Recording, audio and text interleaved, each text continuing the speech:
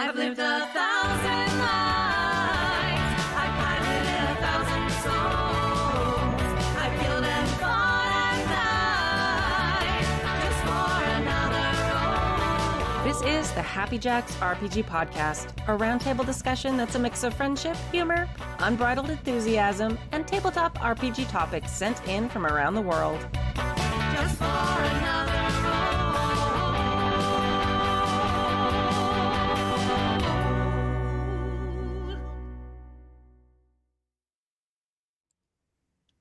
Hello, and welcome to season 35, episode 25. 25 of the Happy Jacks RPG podcast. My name is Kimmy. And my name is Julian. Hi, Julian. Welcome to the show. Hello, thank you for having me. In today's episode, we're talking to Julian and all about the Horizons Fellowship, which if you've been listening to this, you probably heard a lot about last year and some about this year. Toby from the Discord asks for ideas for a fantasy world centered around dinosaurs. And from the archive 2019, Mogans in Denmark asks about player agency with stat arrays. If you'd like to contribute a question or topic to the show, you can email us at happyjacksrpg@gmail.com, or you can post in the mailbag channel of the Discord at happyjacks.org/discord. Announcements. JackerCon 2025 will be held the week of August 4th through the 10th. Most of the games are generally happening on the weekend, but we spread it out for people all over the world and all the different time zones, so you can find some games. All the games are free. There are required safety tools.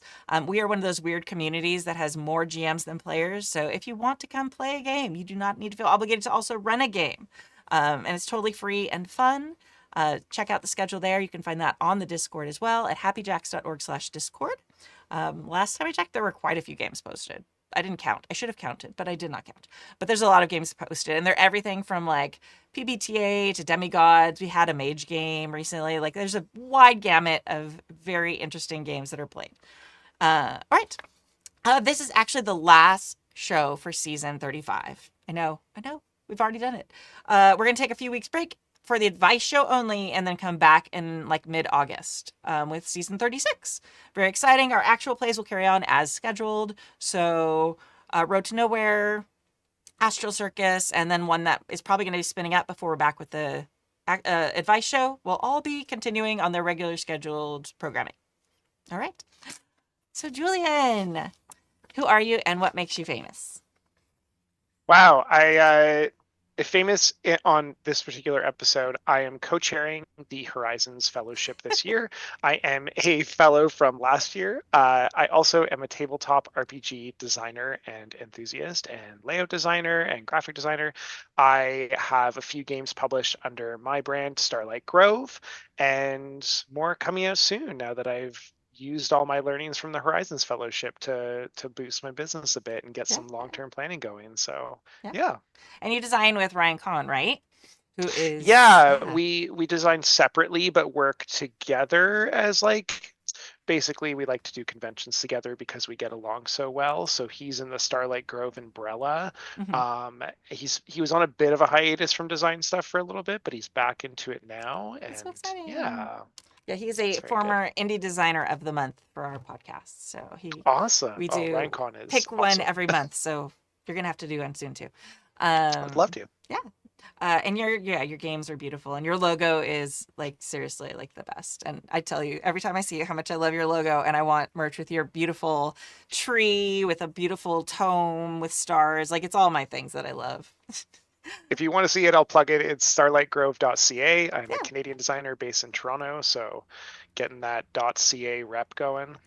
Absolutely. And we met through the Horizons Fellowship. So when I was chairing the program, you were selected to be a fellow, and that was the last cohort. And you have now, as I step away, have stepped into my shoes, maybe Ray's shoes, but I'm going to say it's my shoes. And and are taking over the program for this year. The applications for the program are open right now. If you want to go to gamma.org/horizons, I believe. That's exactly right. Look at that. I haven't forgotten all the stuff. If you are a designer or retailer and are interested in, it's like an accelerator program. It's really really great and very helpful. And I was a fellow before I stepped in to lead it. Julian was a fellow before they stepped in to lead it. And yeah, it's very cool. So let's just talk about like with the fellowship and like the purpose of it and like with the experience of it for a few minutes. So like what to you like is the purpose of the Horizons Fellowship?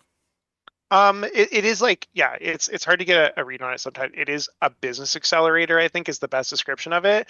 It is pretty business minded. And its purpose is to help marginalized creators and retailers kind of just get a leg up. It's a monetary grant of $1,000, which is awesome. Gets you to 2 conventions, Gamma Expo, a really good industry convention where you meet a lot of and are shown off to a lot of, I don't know, everyone from distributors to manufacturers to other retailers and publishers. It's very cool. And then you get a booth at Origins as well if you are a publisher. Yeah, it's just it's a really good program. You also get paired up with an awesome mentor who is like hand selected for where you're at and what you're focused on. So like I was a tabletop RPG designer. My mentor was a tabletop RPG designer. It was really helpful. You're not, getting someone completely random. You get a year worth of seminars where you can submit questions and have like basically a panel of 3 to 5 experts give you all this kind of insider advice. And again, a lot of it is just about what I think is the mystery of this. Like we all share a lot of creative information together. Like if you want to know how to make an RPG or a board game, there's a lot of advice, and there might even be advice on a Kickstarter, but there's not a lot about like how do you talk to and approach a manufacturer or a distributor, or what is a consignment operation and how does that help your business and is it the right choice for you? And if you did want to get into these things, like who do you need to know and who do you need to meet in person? These are the kind of things that I really shored up in Horizons that I think like just like it's a bit of a missing resource, and that's why I like the program so much. Yeah, it was very similar to me, for me. Like I knew so much about like the industry from like the player side. I'd played RPGs for so many years. I knew what I wanted my games to be, but when it came to actually like how do I get my game into a store? Like other than Mhm. like cold walking into like my friendly local gaming store and being like a weird like creeper like hi will you sell my thing? I know you don't know me, but please buy my thing. It's good. Like like just making that jump from someone who is putting things out randomly on the internet and hoping someone finds it to actually knowing how to make those connections and actually get to know people in the industry, become like friends with groups of retailers, get my things in distribution so people who I don't know can like order my games for their store somewhere.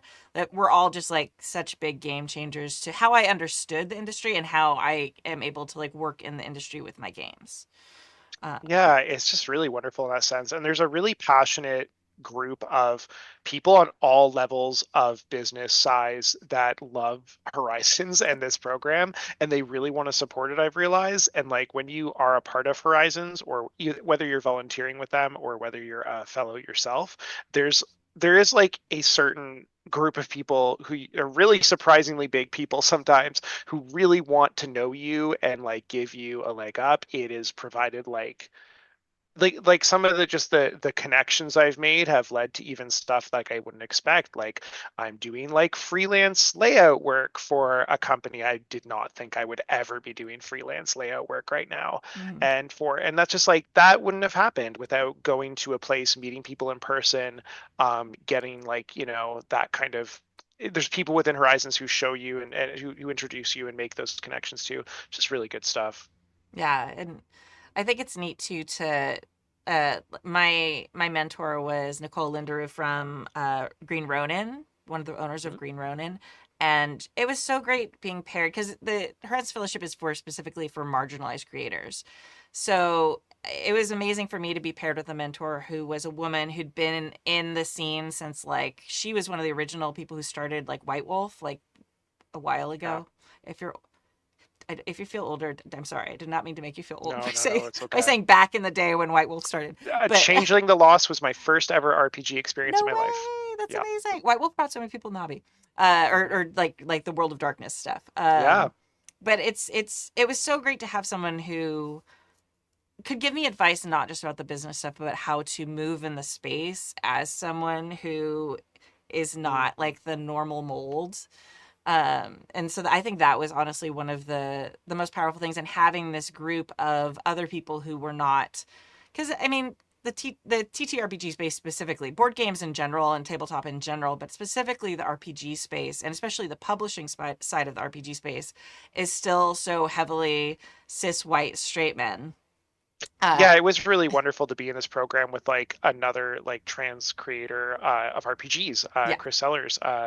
It was amazing. Like, yeah, we had such a good bonding experience, and Yeah. just everyone in there is, you know, obviously facing some kind of uphill battle for recognition and visibility, and yeah, just sharing experiences and that journey was really, yeah, Yeah. made it seem more doable, more achievable. Less alone. Like sometimes it Yeah, feels like I don't know. Sometimes it feels like you walk into these spaces, and it's not this way at conventions anymore. When I walk into conventions, like it's very much like a melting pot yeah. in most places now, which is great.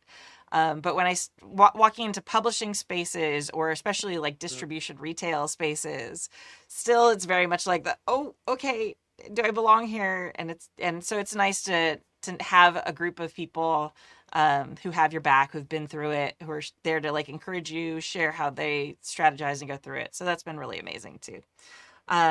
What do you think? We have things.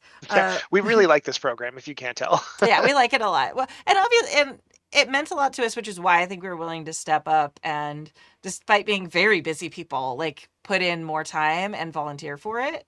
And like after we were fellows and got the benefits of it, like volunteering the time to spend another year kind of shepherding the program and trying to help out with it, because it is providing a really valuable service. And for all the flaws that Gamma might have as an organization, this is a really valuable, important thing that I think it helps and supports.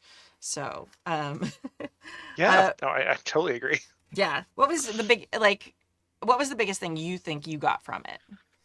Oh, I think like reassurance that I had a place at the table, and like you kind of, I don't know, on the publisher side of things, I think it's probably familiar as a retailer too, because retailers are very isolated from each other. I mean, you're each other's competition at best.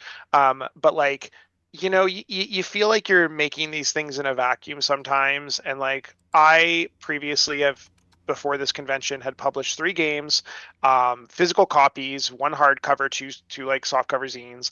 I had been to Canadian conventions, like I'd done Breakout Con 2 or 3 years at that point, I think 2, and so I'd had some like experience, but like you're still a small, like you're in this kind of small pond, and you're seeing people do this big stuff, you're seeing things come out even from indie designers, and you're like, wow, how is that happening? Mhm. And the answer is they know people. They're very talent comes into it too, but like this is my big theory about this industry, even in board games too. It's still niche, and knowing people is half the battle. Like, just, I don't know. There's this quote from legendary choreographer Twyla Tharp, and she says that like being lucky is not having fortune smile on you randomly. Lucky people prepare themselves for opportunities when they appear and are always ready to jump on it. Mhm. And that's kind of this knowing people thing. Like, it prepared me for opportunities and introduced me to people. So like I could just kind of put stuff out there that I wanted to do. And I had enough people I know now that I can say, hey, I'm looking to get into this kind of work. I want to contribute to a game like this, or write an adventure or something. I can reach out to all these people I've met, and one of them will know someone. And like, since the program, like once every few months even, I get a message from someone being like, I was chatting with someone who's doing rulebook design for their board game and needs like a designer and wants to go with someone new. Like, I dropped your name. Is that cool? Can I send them your email address? I'm like, yeah, like these are things that just would never have happened otherwise. And yeah, a lot of it's just that. A lot of it's just like, if people haven't met you and seen your face, it's harder to do business and get their attention. You can cold call every distributor in the country, but if you've gone to Gamma Expo or other conventions and chatted with them and whether that be you met up for coffee in the morning, or whether that's be a friend introduced you between seminars and you went to the same seminar and talked after it, whether that be like, a late night pizza after the show or something. These are things that plant you in people's head really, really specifically. And I I don't know that I wish it weren't like that. Like it is kind of makes it feel like closed, but all these people are excited to meet you. All these people want to grow their circle. They're excited to see who the new designers are, the new publishers. They're excited to see the next wave of retailers. They're excited when marginalized people are stepping into these roles to diversify the industry for the most part. And you get to know who's excited about that. And it's just so useful because people want to prop you up. And again, it's just face to face is a big thing still in this day, even post COVID. Like you really can't beat it. There's a lot of cool information I got from the program and cool education, but just even being in a Zoom call in these seminars, having your camera on and chatting back and forth when you ask a question with someone who is like running a company just one or two levels size bigger than you and has all this info from when they were like at your level 2-3 years ago. And then like you have an emergency or need someone and they're willing to help you later when you email them because they recognize you and remember that moment. Like that's all. That is all super useful. It is. It's so interesting too, because we were just talking before the show started about how online the TTRPG space is for sales. Yes. Like so online, whether like a lot of people buy on Amazon or something, but so much of RPG books have gone digital too. Like now there's a bunch of drama with itch.io and stuff this week, but Oh, yeah. like almost half our sales generally, it's like it depends on like who exactly in which company, but about half our sales in our industry are online for RPGs.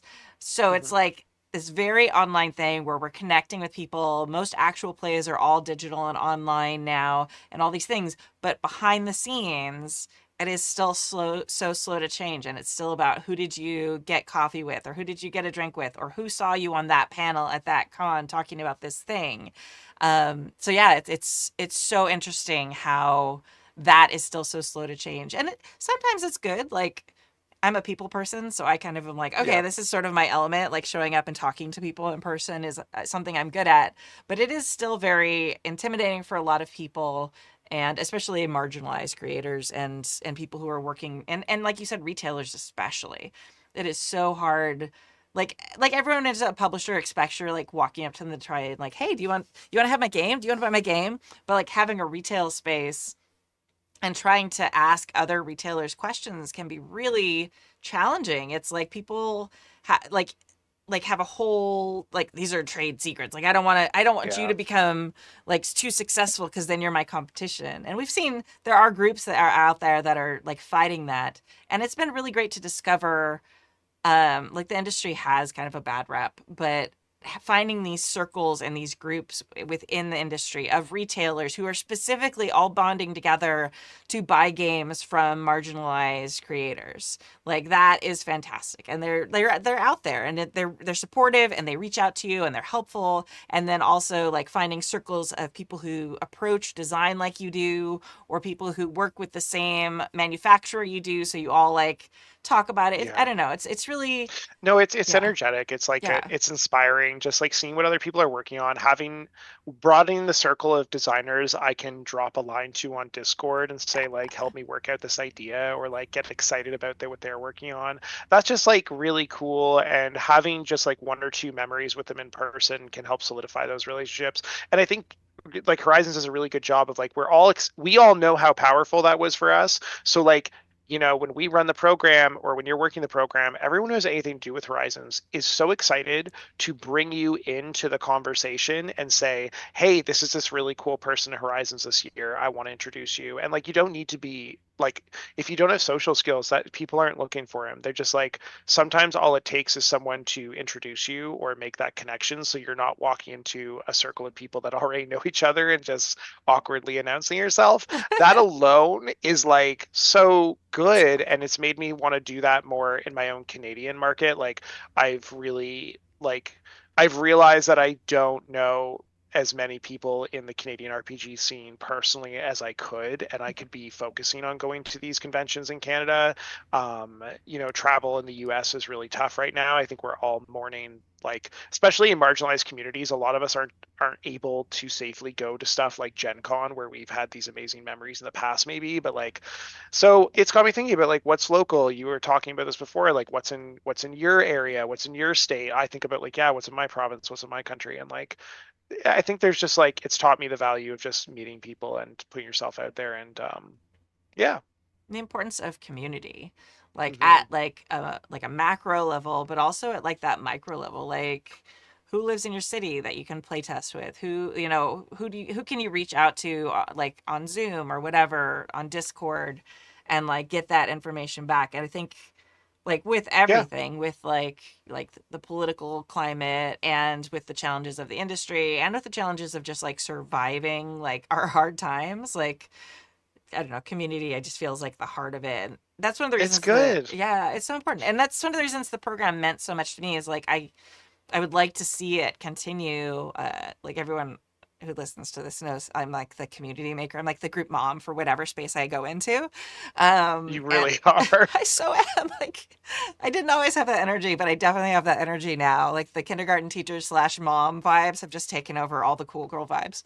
Um, but like building up this like multi-year community that can like support and help each other, and I don't know if it'll ever get to be like as close as some of the other communities online, but I don't know, I think it's an important aspect to help people and make people feel safer. Yeah, I totally agree. And like having like I don't know. I've gone like my journey as a designer has been a transition from starting this where I was the only person I knew designing tabletop RPGs in my friend groups to now having like, you know, a pretty long list of people I know and meet in person. And like whether that like I was talking with Ryan Kahn about like we met at this convention. It was like a playtesting board game and RPG convention called Proto TO in Toronto, Hmm. and we met there. Ryan like tried my game, and that was the first time I met another RPG designer in my life was Ryan. Ah, And we started working together. Yeah, which was just like so cute. And then like I think about people like Chris Sellers from the Horizons program, who I'm gonna bother till the day she dies. I'm like, Chris, I'm gonna harass you anytime. Like I'm gonna bug you on Discord. You are a true awesome designer, and I could pick your brain forever. yeah. You know, like this, you just meet people like this who you're like, where have you been all my life? Like, oh my God, this is so inspiring. And, um, you know, now it doesn't feel like I'm that lonely in design anymore. Even people like Will Yopes was living in Toronto for a while and started an indie RPG night with Seb Pines. And now Seb runs that. And I like, they've started that community. And I met both, like, I kind of got to re-meet both of them and like get this cool connection and web of people in Toronto. And now Will's moved back to the States, so like there's some connection there if I go visit the States and stuff again. It's just like everything's very these little friendships make all the difference. Yeah, I don't know. Yeah. For those of you who might be wondering, Ryan Kahn was Indie Designer of the Month for May 2023 for us. And then Chris Sellers more recently was our Indie Designer of the Month for November 2024. So Yay. yeah, very exciting. But yeah, it's interesting. It's fun. I was talking last week with Joshua from Black Armada Games, which is why that was on the show notes. And it's funny because like so many of them got to know each other in like the age of G plus.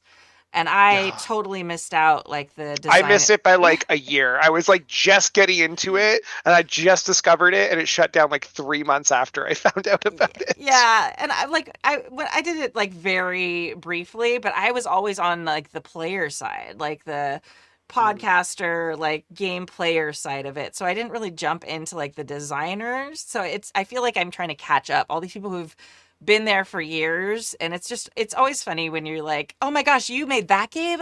Oh, I backed that on Kickstarter. I love that. Like I don't know, it's always just this weird like meeting your heroes moment, and usually it turns out well, thank goodness. But Yeah, we all just want to talk about game that's design. all we So want to like talk about. whenever I meet someone who's designed something wild, I'm like, "Oh, you're, you know, big deal." But we just end up having a great talk about RPG design as if we there are not many people I've met, at least in the tabletop RPG area, who will treat you like you are a different kind of designer because you don't have as much experience. Yeah.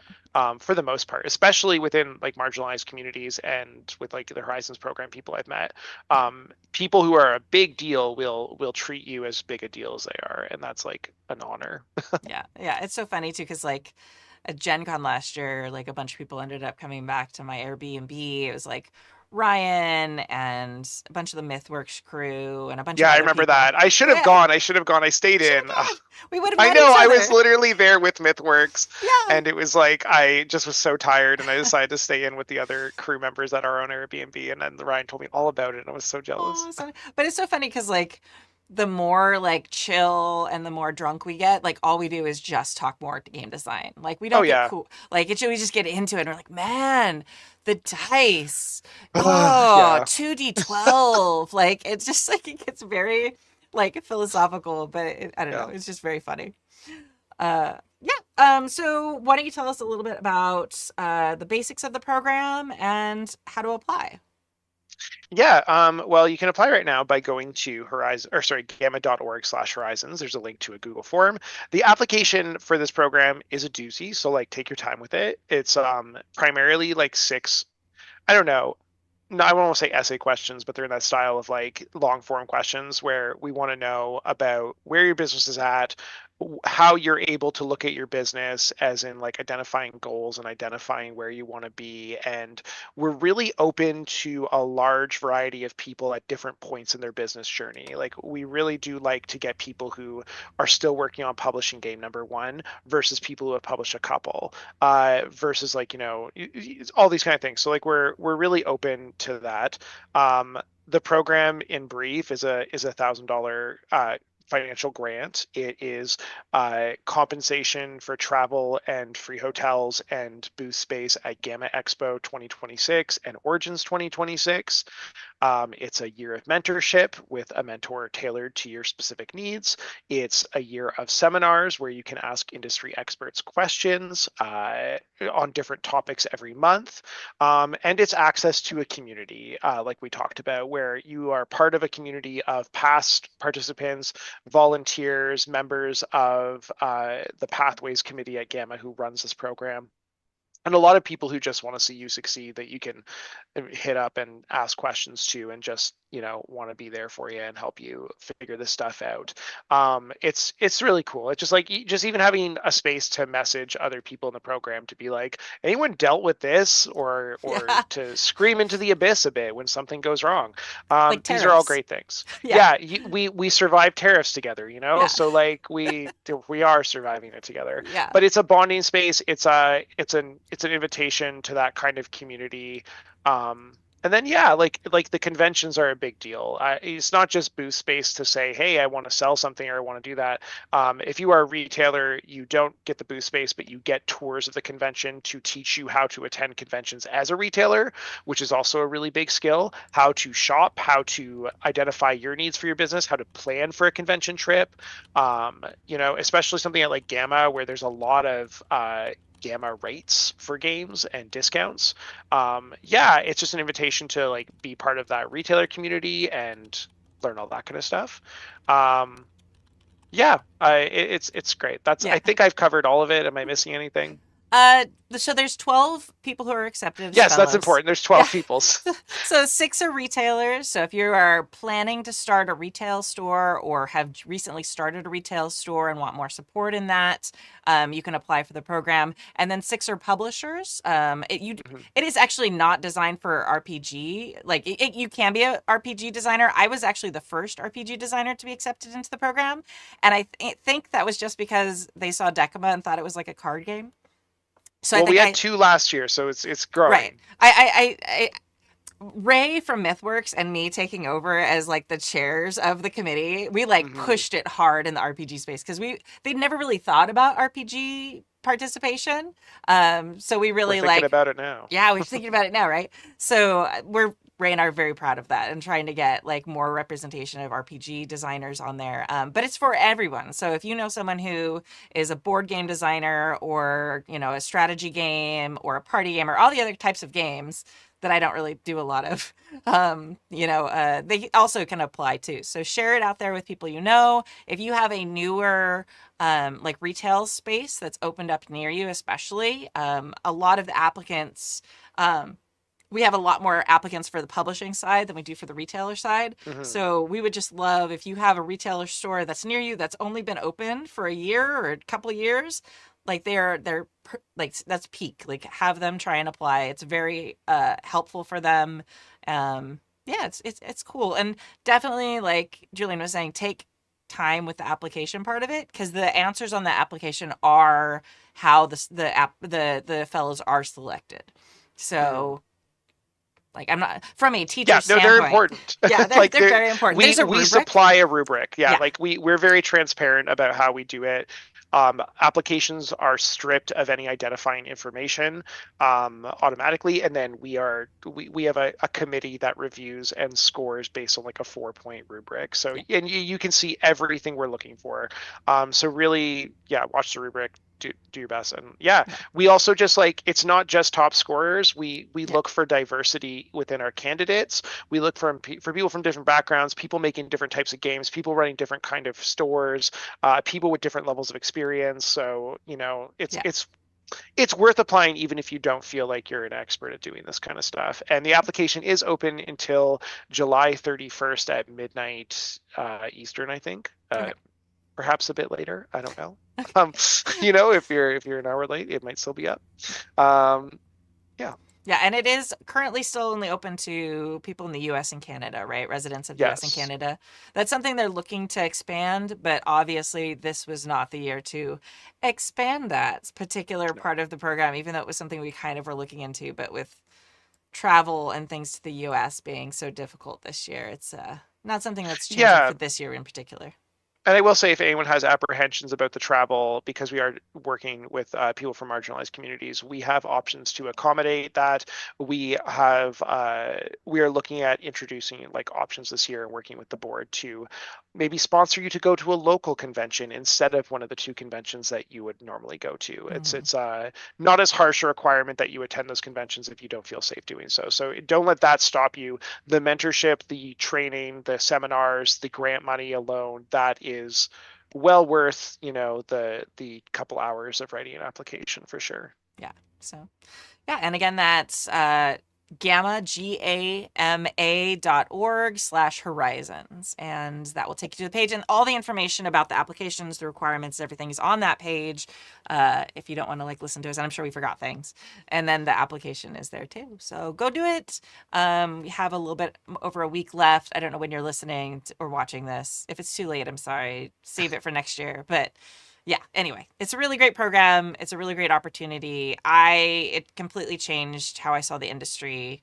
Julian got so much out of it. Like, same here. And it's just like, there's not a lot of places to get $1,000 as a game designer either. Like grants are a huge thing for the arts, but games are in this weird spot. I know for Canada at least too. And I assume the US, where like you're not quite in the arts enough to get a lot of that potential grant funding that a lot of artists and designers in other fields would get. Even if you're in film or something, it's a lot easier. There's just not a lot of support for games sometimes. And GAMA is, we haven't really talked about what GAMA is, but GAMA is a trade organization based in the U.S. that has members from around the world that is trying to offer education, resources, connections, and opportunities for people in the game industry and just general support. So that's a big passion of theirs, is making this kind of thing happen. Yeah, and making the professional space of the industry more diverse and inclusive. Yes, absolutely. Yeah. That's my big goal with it. Like, having seen how much the industry has changed just from the player side of it over the last decades, continuing that momentum and fighting for there to be space in the space for everyone, especially now that we've sort of started seeing success with that on the player side, to start seeing that more on the production side and the retail side as well. I think the lesson we've learned is like there really is a call for diverse games, and there's space. It's not like you're taking someone's piece of the pie to join that market. There's a lot of places that are, just like don't know how to make those connections. There can be a lot of, information that is hard to get to, and we really want to facilitate getting that into your hands and just like unlocking the secrets of this whole industry and making sure there's no like veils pulled over essential information that you would need to succeed. Because like there are hidden information there is hidden information, but it's not as hidden as you think it is once you meet the right people. And It's funny. A really great example is some of the retailers I met through Horizons. I went and I was pitching them some games at Gamma this last year. And just for shits and giggles, I had like 5 more minutes of my time. And I brought up my game Virgins and Vixens, which we've talked about. And Yes, I love this. so, and this is one of the things that like I had taken it to and asked a couple retailers I'd met randomly, and they were like years ago when I first made it, because it was actually the first game I ever designed, and they were like, "Oh, I could never put that on the shelf. It has the word," and like I got really negative comments online about it, like of course random people, about like, "Oh, it has the word virgins in it and vixen, and I could never put that on a shelf." And even though it's got like this beautiful storybook cover, like there's nothing scandalous about it at all. It's this princess like in a tower.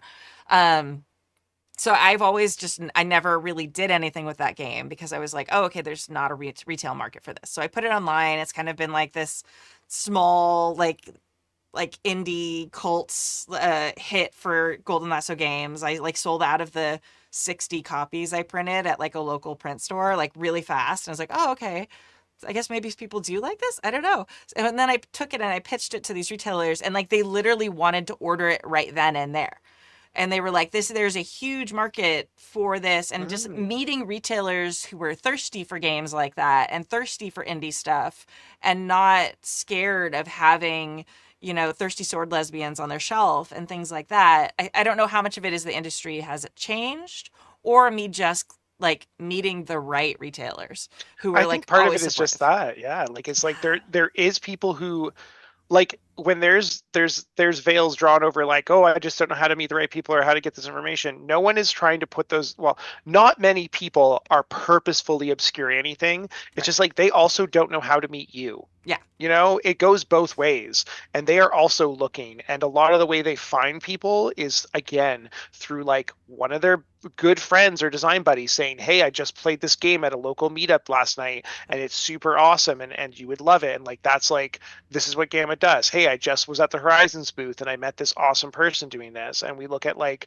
Chris Sellers comes to mind with Defy the Gods, which is like an extremely queer coded sword and sorcery game, you know, specifically tied to trans experiences that did really well on Kickstarter just this last month. And like that came out of the experience and the connections and the advice of Horizons 2. And like wasn't the only reason. Chris is also an extremely good game designer. Yeah. But you know, that like it helps you find like that game got a lot of eyes on it and a lot of really interested people on it. And it was beautiful to see. Yeah, it was great. And we were lucky enough that Chris ran an AP of it here on Happy Jacks. So it was very fun wonderful. to see it like in action. It was really cool. Yeah, it's just, yeah. Anyway, so yes, go apply or tell people if you know, because I know a lot of people who listen to this are in the game space. If you are a designer or you're not a retailer, please share the information with people who you know who are retailers or are designers, because it could really, really, really help them. And I want to continue our RPG takeover of the program. Just kidding. It's fair for everybody. But also I'm a little biased. So go RPGs. It's okay. One of us, my co-chair Justine, is a is a card game maker instead of an RPG maker. So we do have an even representation of co-chairs this year. We are looking. I would really like to see a co-chair that's a retailer one year, but it's harder because publishers and designers tend to have more free time. And as I've noticed, retailers they definitely have. They're definitely full-time working like every week. It's especially when you start up those new businesses. So yeah, absolutely. Publishers have the thing where we have multiple jobs. Like we've got our day jobs and then our designing jobs, and retailers are just like going hard constantly for their, and some of them have multiple jobs too. That's the other wild thing sometimes. All right. All right. Let's move on to mailbag number 1. Do you want to read that one, Julian? I would love to. Okay. Hi, Kimmy and the Happy Jacks crew. I've been doing some brainstorming. I love this one. About a fantasy setting that has humans and dinosaurs living together, but no mammals larger than big rats. Given the amount of animal imagery that goes with fantasy tropes, for example, the white hart as an object of a quest, bears as big and strong, tigers as fierce, bulls for strength, what sort of natural imagery would a society have where only dinosaurs exist as large creatures? My daughter already came up with Dinosaurus, a terrible Tyrannosaurus god of the dead. That's really cool.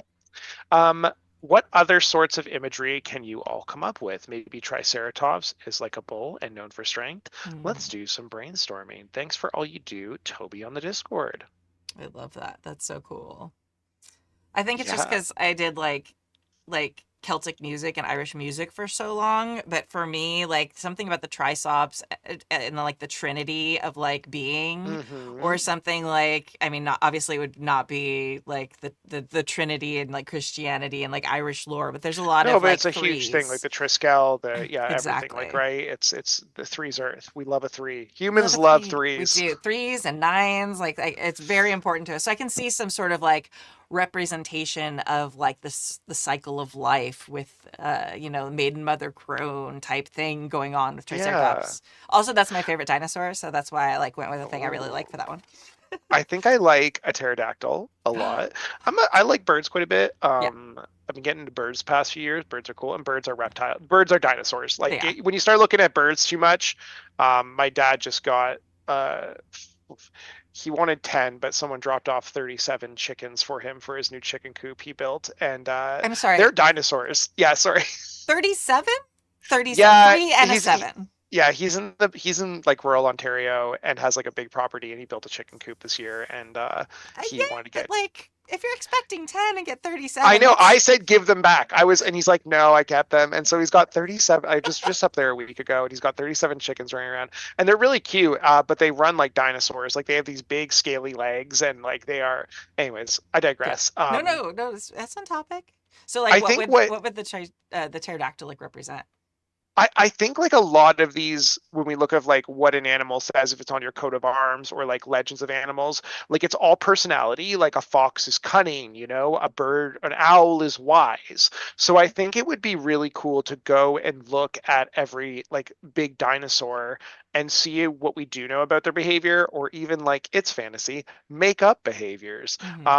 So a dinosaur that's very nomadic might be representing that like traveling archetype of like going on journeys. A dinosaur that's an herbivore and very peaceful might be that like kind of pacifism.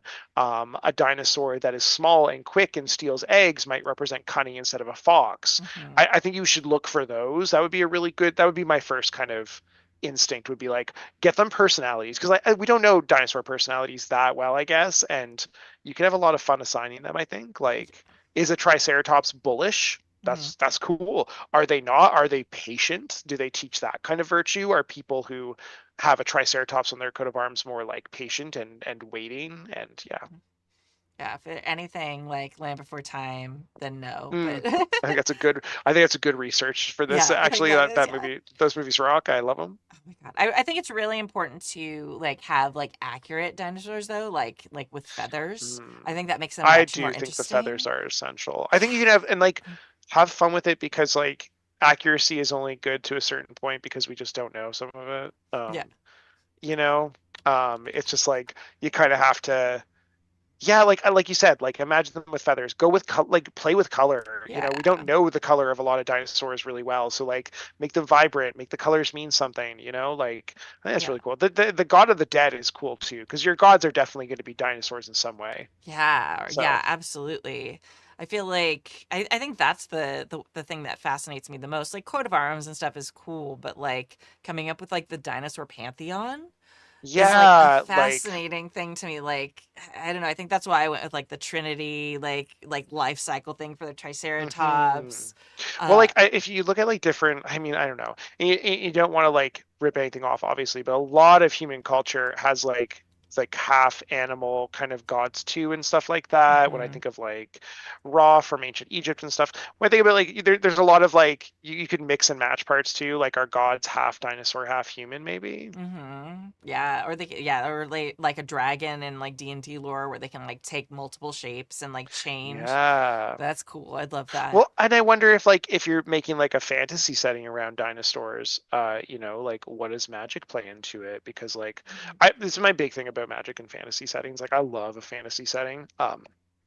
but I think like if you're adding magic into a fantasy setting, I like when you really think about how it makes everything different, not just like magic users or wizards, but like it clearly would change the expectation you have in society and, set up these, yeah, how would magic affect dinosaurs? Can dinosaurs use magic like humans can? Oh.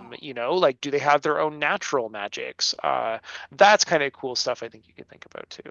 Yeah, I feel like, Maybe, yeah. I don't know, maybe there's some sort of like primordial prehistoric power that like everyone draws power like magic from. I don't know. I can see, Hmm. I don't know, like I realize that dinosaurs were long after the creation of the world scientifically, but in a fantasy world, who the hell knows, especially if there's people and dinosaurs coexisting, which is not a thing. Yeah. No, the Just make Flintstones it was not real, clear. unfortunately. Not real. No matter what weird creation museums show you. Um, I don't know. I feel like there's some sort of cool like elemental powers thing, like where you could like with not necessarily like airbender type things, but like drawing power from like Mm. lava and fire, and then Well, also if you like want to use things. Avatar as like kind of a template too, all the bending came from, well, like not all of it, but a lot of it came from animals. Like, Yeah. the sky bison's teaching humans air bending. So it's Mm-hmm. like there is kind of a template for the dinosaurs teaching humans magic. Oh Um, yeah. That's yeah. very cool. I love that. That's very cool. Oh. Yeah, so you might have a dinosaur tied to each of your like fantasy elements if you have a system like that. That could be interesting too. Mm-hmm. Um, yeah, I don't know. I think you could also just go like I'm trying to think of ways to do this like not typical because like you get claws and scales might be a bigger part of society and decoration. Mm-hmm. Like a lot of whether I try to be vegan, so don't want to encourage this too much. But a lot of humanity uses animals, and we use them to ride. We use them for like all kinds of meat and stuff, and for a lot of ancient humanity use them for like textiles, for clothing. So it's like, well, what do dinosaurs play in that role, and what dinosaurs are like adapting to human society? I think you could also do some cool stuff like has is there a certain type of dinosaur that's become the cat of that's like moved in and become a part of human culture and you see Yes. running around human villages, or a dog? Like, are there dog dinosaurs Mm-hmm. that take that place of like guarding or protecting livestock? Are there livestock dinosaurs? Whose dinosaurs eggs are we eating, I guess, is a question that I never Yeah. thought I would ask. Yeah. Yeah. It's like, huh. Yeah, I like that too. Like if people use like big dinos, like having some sort of like special I like Game of Thrones had like their big dragon Hmm. like stables. They had a word for it. Yeah. I don't remember what it was. But like, where do you keep these giant things? Like, if you use a triceratops or something to plow your field, like, what do you do with it? Like, Hmm. things like that. I don't know. Like I kind of like the thought of like the everyday interaction between the dinosaurs and the humans. Like, also cool, big, Yeah. epic things, but Yeah, like beyond the Flintstones level, their vehicles or whatever. I think like yeah, there is a lot like we don't live separate from animals in our world, so why would we live separate from dinosaurs in that kind of world? And mhm. also the way we've interacted with animals and used animals, like in when you look at like if you're going to go to that medieval heraldry kind of thing that you bring up with all these tropes, there's a reason a horse represents what a horse represents because they can be tamed, or a dog represents what a dog represents versus something like a deer or an elk which is untamed by humans that carries different weights. So like you would also get different symbolism if triceratops are something that you like raise as humans to be like say pack animals or to help plow fields. That might change the what a triceratops means. It might make a triceratops more friendly or welcoming or hardworking as an image, as personality, so Yeah. Um, it's funny because my daughter loves these books. They're called How Do Dinosaurs? And then it's like Go to Sleep or Go to the Doctor or Stay Well or whatever. And it's they're actually really beautiful illustrated books where it's kind of a silly rhyme through the whole thing. And it's these families and houses, but instead of a child, it's a picture of a dinosaur. And the idea is basically like kids picture themselves as dinosaurs, but it very mm, much is like, okay, so there's like a giant like raptor sitting at the table spitting out his broccoli, or yeah. like in the bathtub splashing his little brother who's also human. It's very strange. But the cool thing about these are they're they're actually accurate, and hidden in the art in the picture is the name of the type of dinosaur, because every page has a different dinosaur. Oh. So they're very educational, and my daughter absolutely loves like learning all the dinosaur names. And they're very accurate. Like they do a lot of research, and like they have like cool feathers and amazing like color patterns and different things like that. But every once in a while there's a page that like you'll turn the page and like she doesn't see it, but me as an adult, I'm like, oh, that dinosaur's about to kill that mom in the picture. Like, cause it's like a T-Rex, and they're just like, they're supposed to be pouting cause they don't want to go to the doctor, but it's literally like glaring at the mom, and you're like, oh, it's about to kill her. It's like your prey instinct as a human like kicks in as you're looking at the art, and like, oh, okay. Oh, that must be intentional. That's a good sense of humor. It is. I think it's like she doesn't see it at all. It's like for the parents who are having to read these books over and over again. But yes, if you want to look up those books, I forget who they're by, but go look those up, and they're really great, cool inspiration of different what dinosaurs look like in like very mundane settings. So if you ever wonder what a T-Rex playing on the roof when he's not being safe is, or how I don't know, some other giant dinosaur should wear a helmet when they're riding a bike, go check out those books. Yeah, it's like it's a tough question, because like dinosaurs are amazing to humans right now because we can't live with them, but in this world dinosaurs would be very mundane. Yeah. Like they would be very regular, they would be very normal. You would again live with some of them. Like But maybe I think some that's of an them interesting. aren't.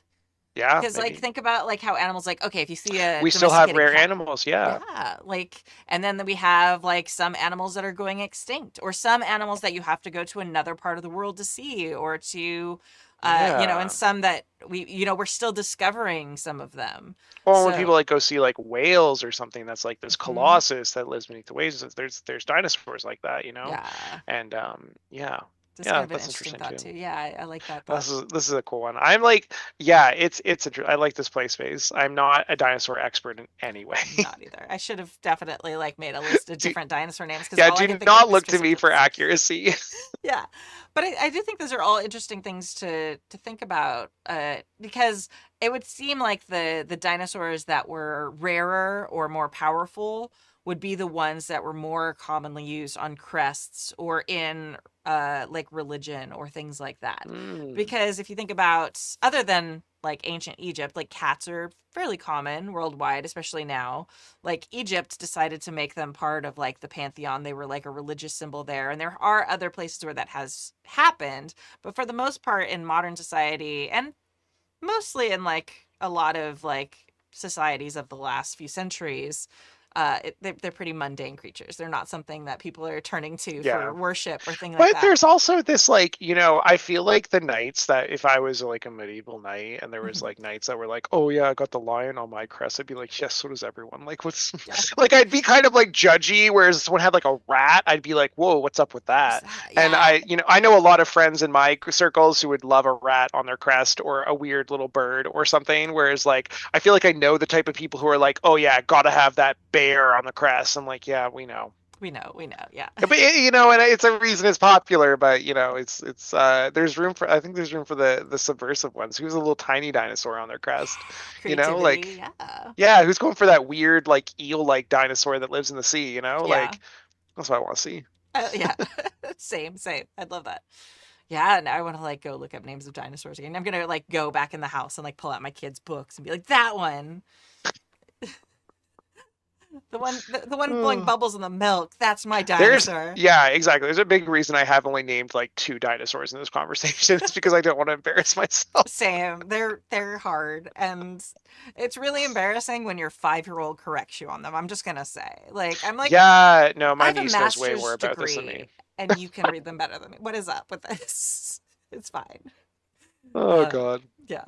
But yeah, cool. Thank you, Toby. That was a very cool question. Yeah, Let's thank you. write back and let us know what you did with it, because I am very curious and interested in how that world turned out, and also what else your daughter came up with, because that is pretty like that's a high bar to start. in the email. Yeah, Like this good luck. amazing Tyrannosaurus god of the dead. It's fucking That's a cool. very humbling thing when you play RPGs with kids or get them into it at all, that their ideas are just like 10 times better than So yours sometimes. good. Yeah, it's Yeah. just amazing. My daughter is so good. Like I haven't played RPGs really with her, but she plays pretend constantly.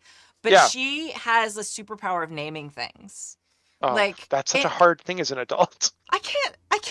So like she'll be like, "This is my stuffed animal, Palananus," and you're like, "Cool." Yeah, the That's first thing I prep for any RPG is a thorough name list to set to, because I do not want to make those up on the spot because it's going to get wild. My husband makes fun of me constantly for using like the same name in every RPG, because it's just like I'm forced into a corner and have to come up with something where my niece will have like 20 at just off the top of her head. wild. Yeah, it's Yeah. amazing. I don't know. All right, let's continue on. Are we set? Any other ideas? Dinosaur ideas? I'm good to move on. We have Okay. a doozy of a question next. I know. We have to we have to prepare ourselves. All right, mailbag number 2 from the archive. So archive questions are ones that we've gotten in the past that we already answered, like when we got them years ago, but we're revisiting them now because we have no idea what we said then, and we'll just see we'll just see what the answer is now. So from the archive 2019. O ye jackers of happiness, greetings from the cold, wet, and windy country of Denmark, and please excuse my Danglish. I'm currently in the process of starting a new campaign with some homebrew rules, which are heavily based on Call of Cthulhu 7th edition and Pulp Cthulhu. I heavily suggested to the players that they should use the standard array, in quotes, of values for the stats of their characters: strength, intelligence, appearance, etc., which they could then assign as they wanted, as opposed to rolling all the stats. I see several advantages with the standard array. 1. All characters have the same starting point and or opportunities, i.e. you don't get a super weak and a super powerful character in the same group. While some players say they don't care enough about they don't care about playing a character with really bad stats, in my experience, every player has their breaking point, when their character failed to do something again because of bad stats. I think this is especially important as a long campaign, like the one I'm planning to run. 2. You get the stats you want for your character. Imagine a player who wanted to play an Arnold-like character and rolls poorly and gets a strength value equivalent of a newborn baby. 3. You get both high and low values in the standard array. So you get a character with both strengths and weaknesses, i.e. what I would call well-rounded characters. 4. If you use the dice rolls to build and flesh out and inform your character, you can still roll or randomize the values in the standard array. So I would say that the standard array works for both backstory first, then stats, and stats first, then backstory character creation. Personally, I've concluded that the standard array is perfect in every way, even though all generalizations are bad. However, one of my players objected strongly to the use of the standard array, saying that I prevented him from making the character he wanted since I wouldn't allow for dice rolls for stats. Now to my questions. So we'll just read through all the questions and then we'll go back and answer them after we're done. Mhm. What are your thoughts on the standard array and or dice stats, good or bad? Am I too strict when I disallow dice rolls for stats? I'm generally very flexible when it comes to homebrew and customizing the classes and whatnot for my players, but I feel like I need to be a bit strict during character creation. I'm basically just trying to avoid having to write a character out and a character in because of poor dice rolls. However, in that process, am I ruining the fun for my players? Thanks for a fantastic show. You're doing really amazing stuff. Smiley face.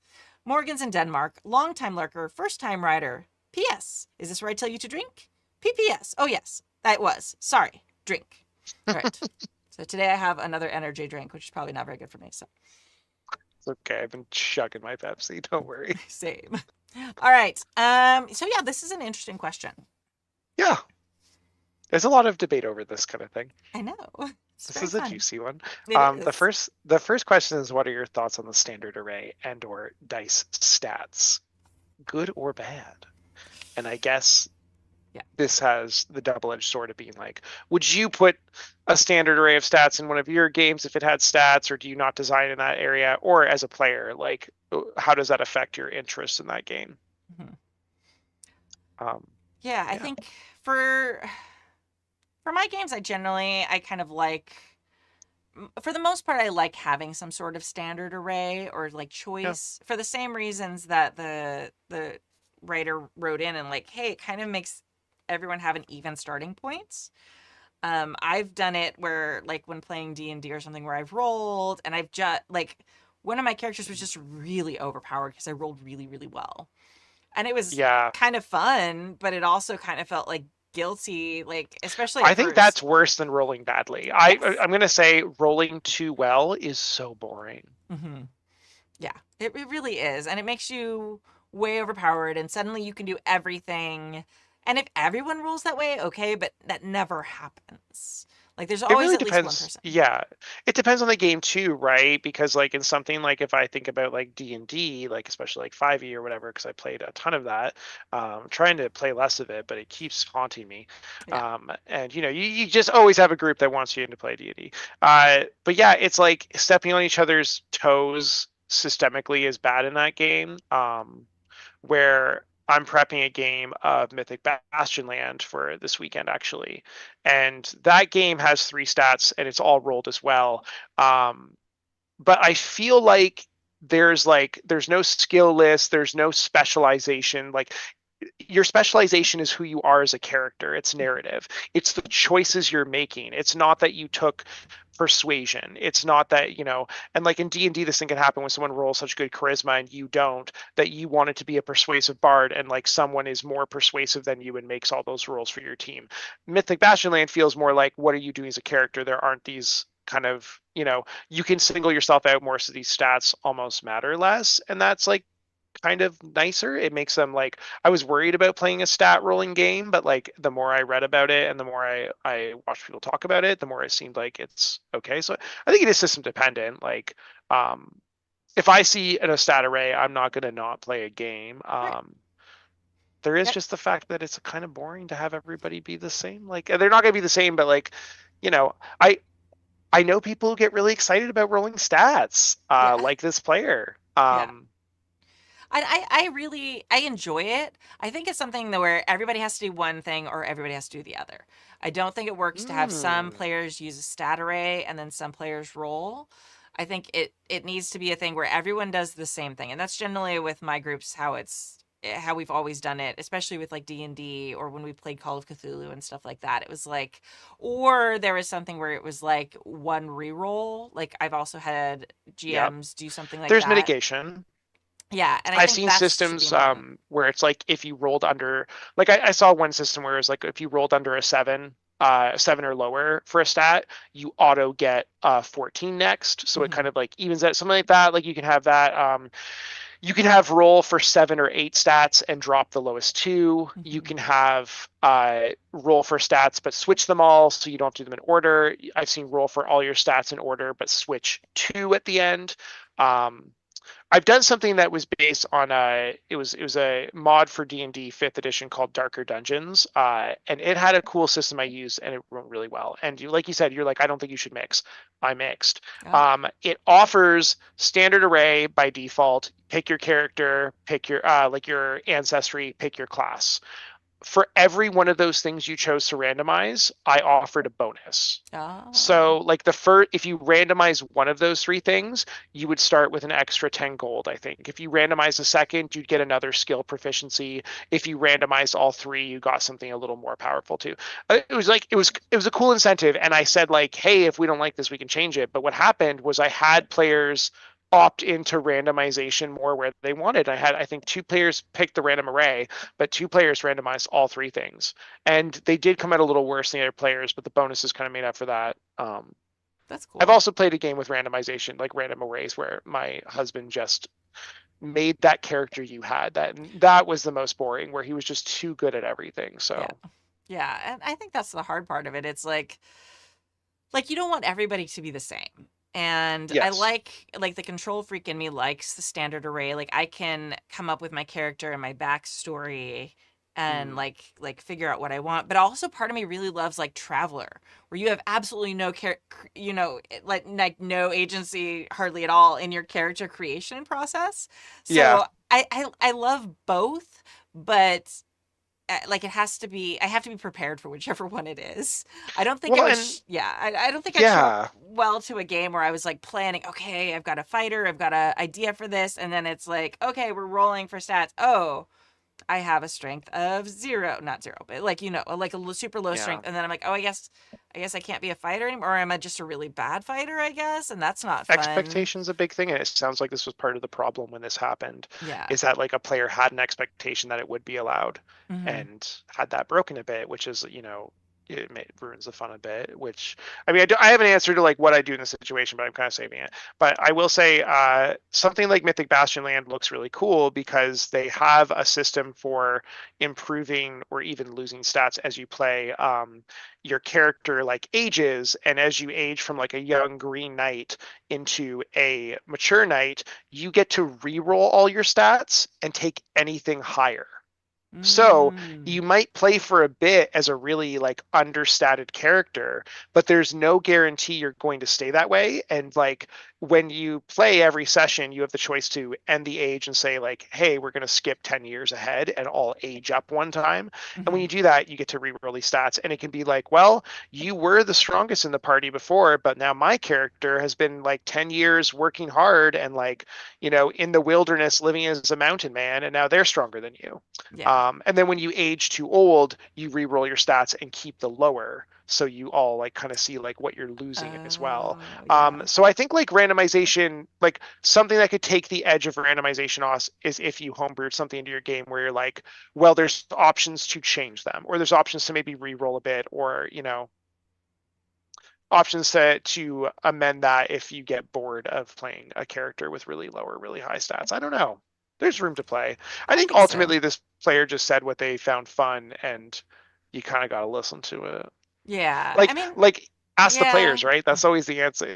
They'll tell you what they think is fun, and I think asking the table like, is anyone cool if one player rolls their stats, and Mm. getting the vibe. And maybe they're not, maybe they are, but that's a discussion for the table. Yeah, I think that, yeah, session 0 and that communication is really important in these situations. I do like, I think it also is like the teacher in me who's like, everyone should do the same. But like, if the table's okay with it, I'm fine with that.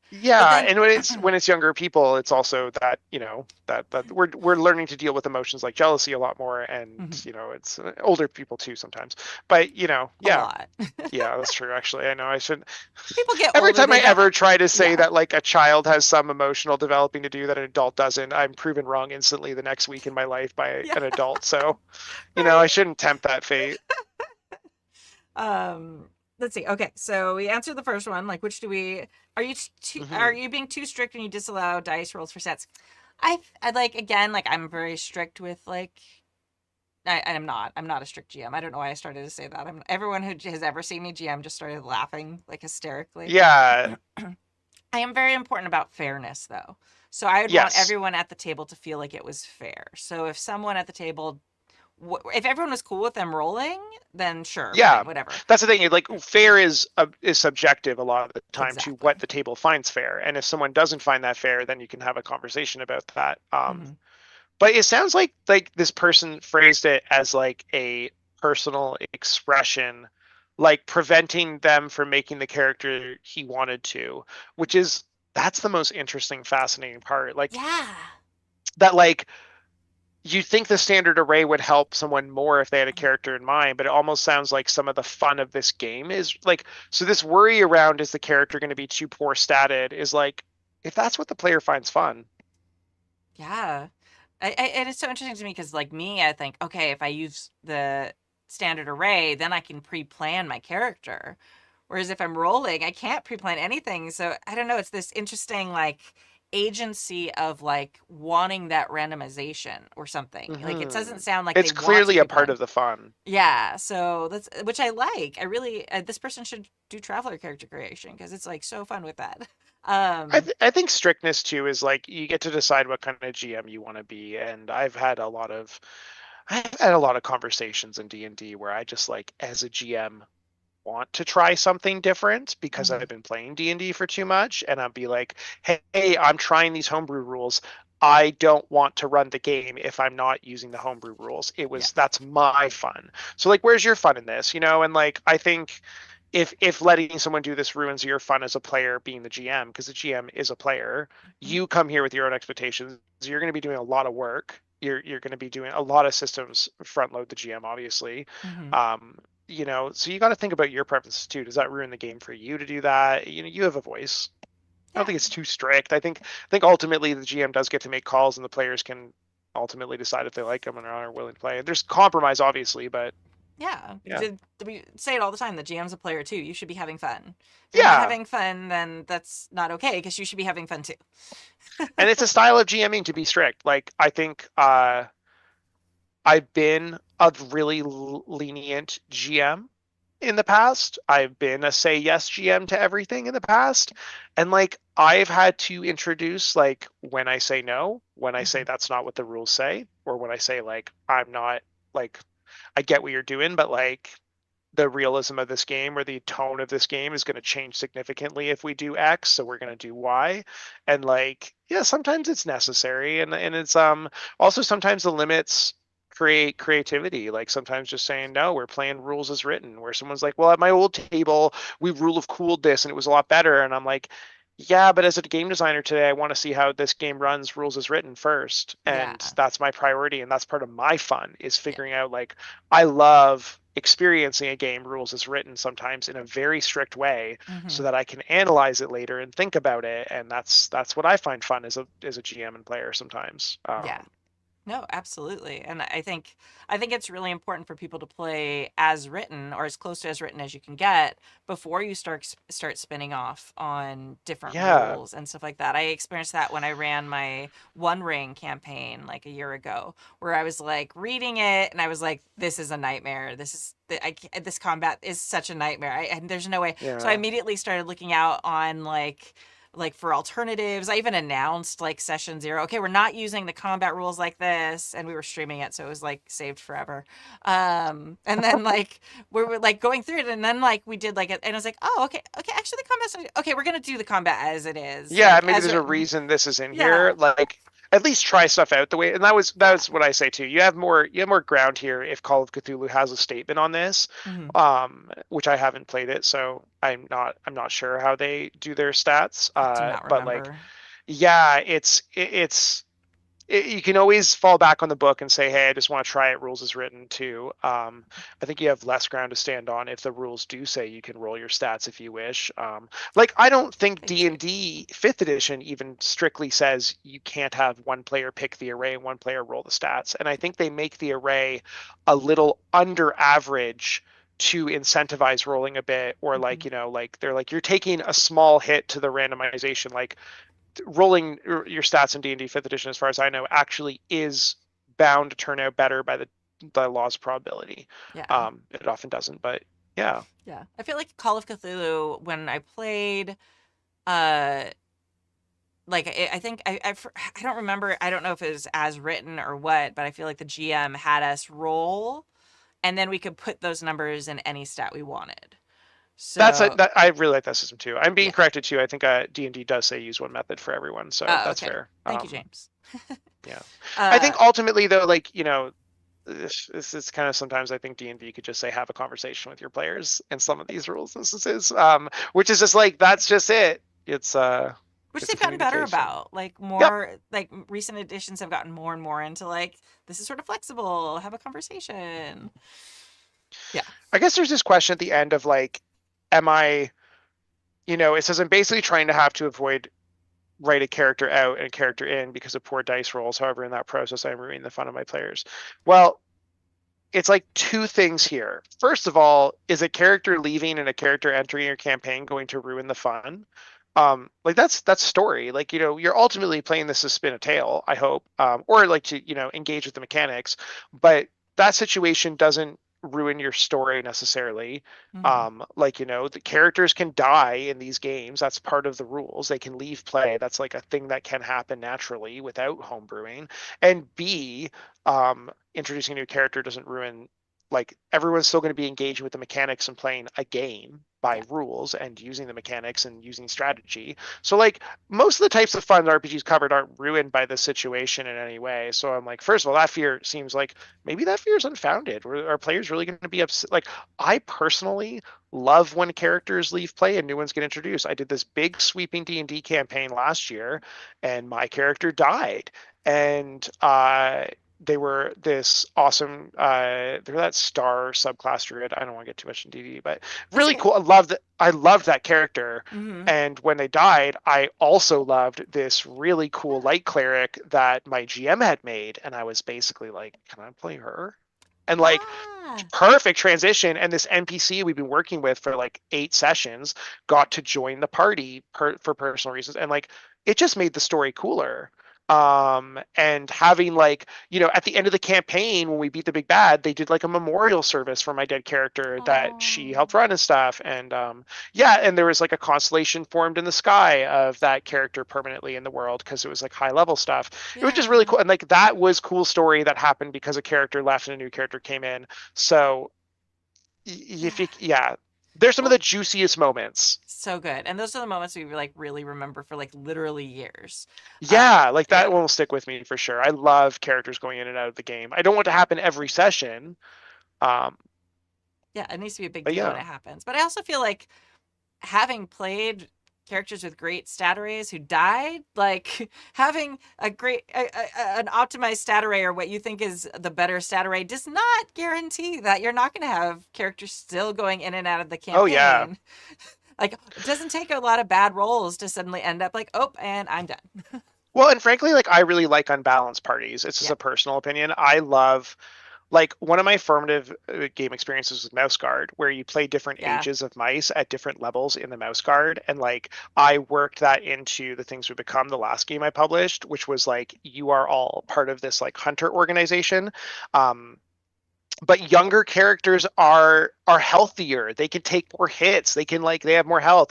Older characters are really feeble, but they have so much more skill. They have so much more life experience. So they'll generally do better at rolls, but they need to be protected. And my intent was to create this kind of party feeling where like if you have an older character with you, their expertise is going to help you a lot, but you are going to have to jump in and defend them. You're going to have to work harder. And D&D already has that in Call of Cthulhu games like this, where you have a character a character who's usually more intelligent or has access to something like magic is usually pretty frail, and like protect the wizard is a play style. So, you know, I think there's already like room in this. I love a story like Mythic Bastionland kind of says that too. Like, you're going to be 3 knights. You might all be the same age, but if you roll stats very differently, one of you might be greener. One of you might be less good of a knight. And that's fine because you're a troop of knights. And if there's 3 of you, maybe one of you wasn't as cut out for this as the other. Maybe one of you's a natural at knight stuff. And they're like, you know, that's cool story. The jealousy, the character moments, you know, having a little teaching moment, maybe. I like that stuff. Yeah. I absolutely agree. I think it's really important. All right. I think we're done. Thank you. Sorry, I could go on about that forever. I love like questions like that. Same. I'm supposed to take my kid to a swimming party in like 7 minutes ago, though. So, anyway, very fair. Yeah. Thank you for joining us for season 35, episode 25 of the Happy Jacks RPG podcast. Just a reminder, this is the last episode of the season. We're going to take a break and we're going to come back in like mid-August with the first episode of season 36. Wow, it's been a while. Okay. Please support Julian and the Horizons Fellowship. If you know people who should apply, please go to gama.org/horizons and have them apply there. The deadline is July 31st at midnight-ish Eastern time. Not Pacific for once. Yeah. Okay. I guess. Anyways, thank you so much. I'm Julian. Like I said, Starlight Grows. Sorry. Hold on. Thanks to our chat mod, James V, and to our amazing Patreons who keep us ad-free and independent. You can join their amazing ranks at happyjacks.org/Patreon. My name is Kimmy, she, her.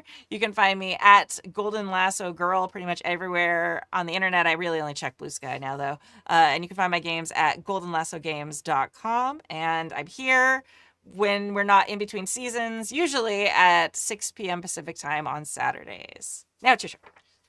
Oh, sorry. Thank you, James V. Again, I saw you typing all these links in the chat. That was super helpful.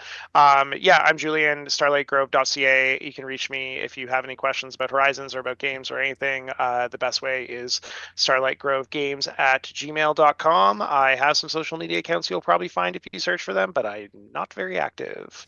So yeah, email's great. And if you see me on Discord, say hi. And yeah, other than that. Amazing. All right. Today we're going to leave you with a song. We're going to leave you with a cover of Jenny of the Old Stones from Game of Thrones, actually. It's funny. We talked about that earlier. By the Mary Sues, which is another one of my hobbies. So, all right. We'll talk to you later. Bye. High in the halls of the kings who are gone, Jenny would dance with her ghosts. The ones she had lost and the ones she had found, and the ones who had loved her the most. The ones who'd been gone for so very long, she couldn't remember their names. They spun her around on the damp old stones, spun away from all sorrow and pain. And she never